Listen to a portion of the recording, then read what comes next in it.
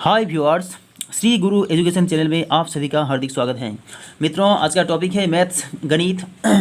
तो पार्ट 19 के इस वीडियो में हम सिलेक्टेड क्वेश्चन को लाए हैं जो विभिन्न परीक्षा में पूछे जाते हैं और आगे भी पूछे जाएंगे। और ये सभी क्वेश्चन सभी परीक्षा के लिए उपयोगी हैं और प्रत्येक क्वेश्चन में हम शॉर्टकट ट्रिक्स बताएंगे। तो चलिए शुरू करते हैं आज का पहला क्वेश्चन। देखिए, सबसे बड़ी संख्या ज्ञात कीजिए। 2 की पावर 250, 3 की पावर 150, 5 की पावर 100 और 4 की पावर 200। इन संख्याओं में से सबसे बड़ी संख्या क्या होगी? सबसे बड़ी संख्या क्या है? तो इसको कैसे निकालेंगे? तो देखिए, पावर जो है 250, 150, 100 और यहाँ 400। तो इनमें सबसे छोटी संख्या है 100। इसका आधा निकाल लीजिए। आधा कितना है? 50। तो देखिए, 250 को 50 में 250 को 50 से डिवाइड करेंगे तो ये 5 बार में कटेगा, 5 बार में कट जाएगा। 150 को 50 से डिवाइड करेंगे तो 3 बार में कटेगा। 100 को 150 से दो बार में कटेगा और 450 से 4 बार में कट जाएगा। इसका मतलब यहाँ 2 की पावर यहाँ 5, 3 की पावर हो जाएगा यहाँ 3, 5 की पावर हो जाएगा यहाँ 2 और यहाँ 4 की पावर हो जाएगा यहाँ 4, क्योंकि 400 को 50 से डिवाइड करेंगे तो 4 बार में कटेगा। तो देखिए, इसका मान कितना है? 2 की पावर 5 का मतलब होता है 32, 3 की पावर 3 मतलब 27 और 5 की पावर 2 मतलब 25 और 4 की पावर 4 मतलब 256। तो देखिए, इन सब में सबसे बड़ी संख्या कौन है? 256 ही तो है। इसलिए सबसे बड़ी संख्या हो जाएगी 4 की पावर 200। 4 की पावर 200 यानी ऑप्शन नंबर डी हो जाएगा हमारा सही आंसर। उम्मीद करते हैं मित्रों ये क्वेश्चन आप सभी को अच्छी तरह से समझ में आ गया होगा। तो चलिए अगला क्वेश्चन देखते हैं। अगला क्वेश्चन है, एक दुकानदार 9 वस्तु बेचकर एक वस्तु के विक्रय मूल्य के बराबर लाभ अर्जित करता है। ये भी विक्रय मूल्य है और ये भी विक्रय मूल्य के बराबर है, ये भी विक्रय मूल्य है। उसका लाभ प्रतिशत क्या है? देखिए, 9 वस्तु को बेचकर एक वस्तु के विक्रय मूल्य के बराबर लाभ अर्जित करता है, यानी एक लाभ है और क्रय मूल्य कितना है? ये तो विक्रय मूल्य है। विक्रय मूल्य से हम क्रय मूल्य को घटा देंगे तो विक्रय मूल्य से लाभ को घटा देंगे तो क्या निकल कर आएगा? क्रय मूल्य निकल कर आएगा। यानी क्रय मूल्य इतना में इतना विक्रय मूल्य, तो 100 में कितना विक्रय मूल्य होगा? तो उनका लाभ प्रतिशत निकल जाएगा। बराबर कितना होगा? 1/8 और गुना 100। 4 दूनी का 8, 25 चौके 100 यानी 25 और बटे में 2 यानी 12.5%। 12.5% का लाभ होगा। देखिए, ऑप्शन नंबर डी में है 12.5%, इसलिए ऑप्शन नंबर डी हो जाएगा हमारा सही आंसर। उम्मीद करते हैं मित्रों ये क्वेश्चन आप सभी को अच्छी तरह से समझ में आ गया होगा। चलिए अगला क्वेश्चन देखते हैं। अगला क्वेश्चन है, यदि a - 16 की पावर 2 जोड़ b + 6 की पावर 2 जोड़ c - 2 की पावर 2 बराबर 0 हो तो a + b बटे में c का मान कितना होगा? तो देखिए, इन सभी के योग के बराबर अगर 0 आ रहा है तो इन सब के बराबर 0 होगा, यानी a - 16 बराबर 0, b + 6 बराबर 0 और c - 2 बराबर 0। यहाँ a का मान कितना होगा? 0 और 16 को इधर लाएंगे तो +16 हो जाएगा। 0 + 16 मतलब 16। यहाँ हो जाएगा b का मान -6, यहाँ c का मान हो जाएगा 2। तो हम लोग निकालेंगे a + b और बटे में c निकालेंगे। तो a का मान कितना है? 16 प्लस है, प्लस लिखेंगे। b का मान कितना है? -6 और बटे में c है, c का मान 2। तो 16 और प्लस माइनस -6 बटे में 2, तो 16 से 6 गया तो 10, नीचे 2, इसका मतलब 5 होगा। a + b / c का मान होगा 5, जो ऑप्शन नंबर बी में दी हुई है। इसलिए ऑप्शन नंबर बी हो जाएगा हमारा सही आंसर। उम्मीद करते हैं मित्रों ये क्वेश्चन आप सभी को अच्छी तरह से समझ में आ गया होगा। तो चलिए अगला क्वेश्चन देखते हैं। देखिए, अगला क्वेश्चन है हमारा, अगला क्वेश्चन है, किसी संख्या को 7 से विभाजित करने पर 4 शेष बचता है, उसी संख्या के वर्ग को 7 से विभाजित करने पर क्या शेष बचेगा। देखिए किसी संख्या को 7 से डिवाइड करते हैं तो कितना हो रहा है, कितना बच रहा है शेष 4। तो इसी संख्या के वर्ग को अगर हम 7 से डिवाइड करेंगे तो शेष कितना बचेगा यानी 16 को 7 से डिवाइड करेंगे तो 7 दूनी 14 बार कट रहा है, यहाँ 14 तक कट रहा है, तो शेष कितना बचा, शेष बच रहा है 2।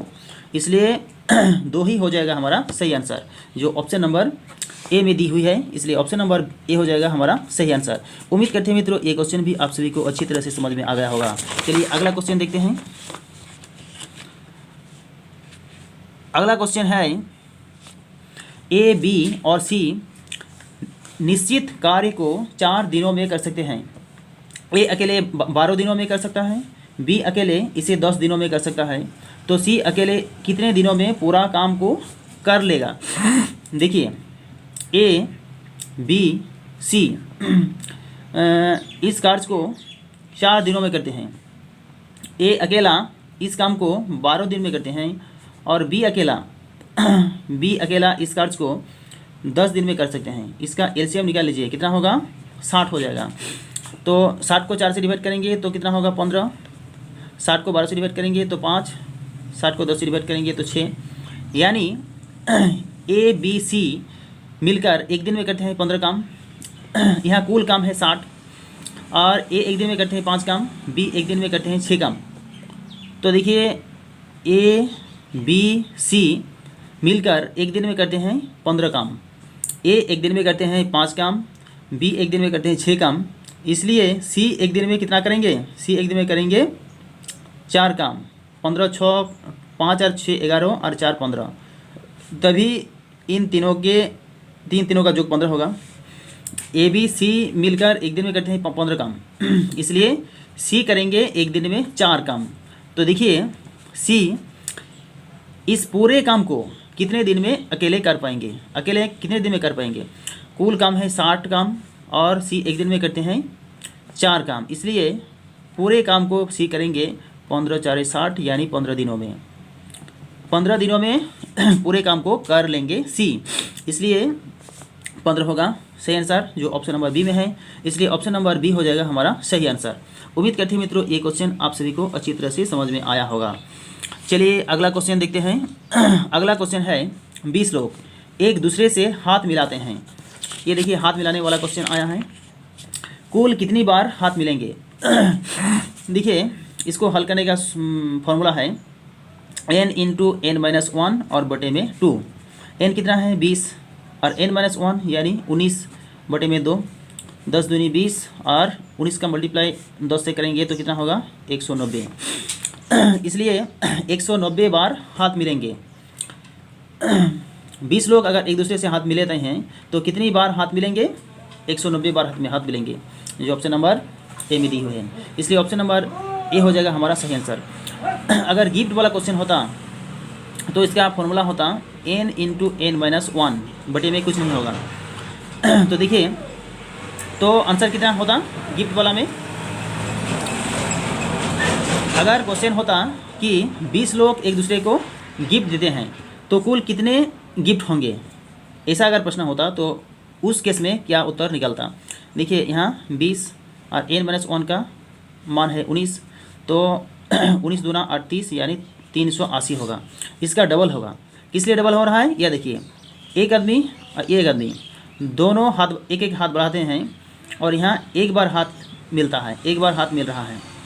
अगर एक आदमी और ये दूसरा आदमी है, एक दूसरे को गिफ्ट देता है, ये इनको देते हैं और ये इनको देते हैं गिफ्ट, तो यहाँ 2 गिफ्ट हो रहा है, इसलिए इसका डबल ये होगा, इसका डबल ये हुआ है। तो उम्मीद करते हैं मित्रों ये क्वेश्चन आप सभी को अच्छी तरह से समझ में आ गया होगा। तो चलिए अगला क्वेश्चन देखते हैं। अगला क्वेश्चन है एक वृत्त की चाप की लंबाई ज्ञात करें जिसकी त्रिज्या 21 सेंटीमीटर तथा केंद्रों पर 60 डिग्री का कोण बनाती है। देखिए एक वृत्त बना लीजिए, एक वृत्त बना लीजिए इस तरह से। यहाँ केंद्र है, केंद्र से परिधि तक की दूरी क्या कहलाता है, रेडियस यानी त्रिज्या। इसी ये दिया हुआ है 21 सेंटीमीटर और केंद्रों पर 60 डिग्री का कोण बनाता है। यहाँ तो 90 डिग्री है, यहाँ 90 डिग्री है तो यहाँ तक 60 डिग्री का कोण बन जाता है, 60 डिग्री का कोण है। तो इस चाप की लंबाई हमें ज्ञात करने को कहा गया है। तो देखिए परिधि बराबर क्या होता है, परिधि बराबर होता है 2 पाई आर। तो चाप की लंबाई हमें ज्ञात करना है। चाप की लंबाई कितनी होगी, 2 पाई आर, यानी परिधि 2 पाई आर। और कोणिक मान कितना है, 60 डिग्री का कोण बन रहा है। पूरे एक चक्कर में कितना डिग्री कोण बनाता है, 360 डिग्री का कोण बनाता है। 360 डिग्री में 60 डिग्री का कोण बन रहा है। तो चाप की लंबाई इसका गुणनफल होगा। तो देखिए 2 पाई आर मतलब 2 पाई का मतलब 22/7, आर का मतलब कितना है, 21 है, और गुना 60/360, ये सुनो कड़ा 6 छक 36, 3 दूनी का 36 और 3 साते 21 और 7 7 कट गया, कितना बचा, 22 बचा, 22 सेंटीमीटर। इसलिए इस वृत्त की चाप की लंबाई कितनी होगी, 22 सेंटीमीटर होगी, 22 सेंटीमीटर, जो ऑप्शन नंबर बी में दी हुई है। इसलिए ऑप्शन नंबर बी हो जाएगा हमारा सही आंसर। उम्मीद करते हैं मित्रों ये क्वेश्चन आप सभी को अच्छी तरह से समझ में आ गया होगा। तो चलिए अगला क्वेश्चन देखते हैं। अगला क्वेश्चन है, एक ट्रेन एक पोल को और एक प्लेटफॉर्म को 26 सेकेंड और 36 सेकेंड में पार करती है। यदि ट्रेन की गति 90 किलोमीटर प्रति घंटा है तो प्लेटफॉर्म की लंबाई ज्ञात करें। तो देखिए ये जो समय दी हुई है सेकेंड में दी हुई है, और ये ट्रेन की गति जो है वो किलोमीटर प्रति घंटा यानी बड़ी यूनिट में दी हुई है। इसलिए इसको छोटा करेंगे, छोटा यूनिट में कन्वर्ट करेंगे। 90 किलोमीटर प्रति घंटा, तो बड़ी से छोटी में जा रहे हैं, इसलिए छोटी यूनिट को ऊपर और बड़ी को नीचे रखेंगे, यानी 5/18। 5 18 5 90, 5 का मल्टीप्लाई 5 से होगा तो 25 मीटर, 25 मीटर पर सेकेंड इस ट्रेन की चाल है। तो देखिए एक ट्रेन एक पोल को पार करती है 26 सेकेंड में। पोल का तो कोई दूरी नहीं होता है, इसलिए ट्रेन पोल को पार करती है कब, जब अपने लंबाई के बराबर की दूरी तय करती है। इसलिए ट्रेन 26 सेकेंड में अपने लंबाई की दूरी के बराबर की दूरी तय करती है, 26 सेकेंड में। और एक प्लेटफॉर्म को तभी पार करती है जब ट्रेन अपनी लंबाई और प्लेटफॉर्म की लंबाई के बराबर की दूरी तय करती है। इसलिए T+P तय करती है 36 सेकेंड में, 36 सेकेंड में। तो देखिए इन दोनों का अंतर कर लीजिए, कितना है, 10 सेकेंड। 10 सेकेंड में ट्रेन अपनी प्लेटफॉर्म की लंबाई के बराबर की दूरी तय करती है। तो प्लेटफॉर्म की लंबाई के बराबर की दूरी तय करती है 10 सेकेंड में, 10 सेकेंड में। तो 10 सेकेंड में कितनी दूरी तय करेगी, इसको निकालेंगे, वही होगा प्लेटफॉर्म की लंबाई। तो देखिए दूरी निकालना है, दूरी बराबर चाल गुनी समय। चाल कितनी है, 25 मीटर पर सेकेंड। 1 सेकेंड में 25 मीटर जा रही है, तो 10 सेकेंड में कितना जाएगी, 10 सेकेंड में जाएगी 250 मीटर। इसलिए 10 सेकेंड में प्लेटफॉर्म की लंबाई के बराबर की दूरी तय करती है। इसलिए प्लेटफॉर्म की लंबाई कितनी है, प्लेटफॉर्म की लंबाई है 250 मीटर, जो ऑप्शन नंबर डी में दी हुई है। इसलिए ऑप्शन नंबर डी हो जाएगा हमारा सही आंसर। उम्मीद करते हैं मित्रों ये क्वेश्चन आप सभी को बहुत अच्छी तरह से समझ में आ गया होगा, किसी को कोई डाउट नहीं रहा होगा। अगर ये वीडियो अच्छा लगा तो वीडियो को लाइक कीजिए और चैनल को सब्सक्राइब करके बेल आइकन को भी दबा दीजिए, ताकि जब भी मैं वीडियो अपलोड करूं उसका नोटिफिकेशन सबसे पहले आपको मिलता रहे। शुरू से लेकर अंत तक इस वीडियो को देखने के लिए दिल से आपका बहुत बहुत धन्यवाद।